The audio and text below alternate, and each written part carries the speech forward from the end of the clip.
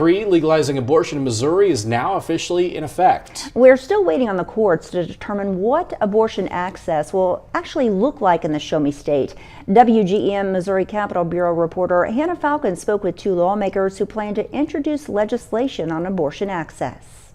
Access to abortion is now officially written in the Missouri Constitution, but lawmakers here in the capital city can still make adjustments. Amendment 3 is going to be the law of the land, but there are things that we can do to protect both women and children throughout this process. Branson Republican State Representative Brian Seitz pre-filed a bill that would bar doctors from performing or inducing an abortion after a heartbeat is detected, which can be as early as 5.5 weeks after conception. I think the people of Missouri would agree with me that life definitely begins when there is a fetal heartbeat. Many Republicans filed bills that aim to restrict abortion in one way or another. Several even filed new constitutional amendments that would have Missourians heading back to the ballot to vote on whether to remove Amendment 3. But you see so many women who are dying because of these restrictions. But St. Louis City Democratic State Representative Lakeisha Bosley says Amendment 3 can help improve Missouri's maternal mortality rate. 89% of women in Missouri who die during childbirth or from childbirth-related complications could have avoided that untimely end.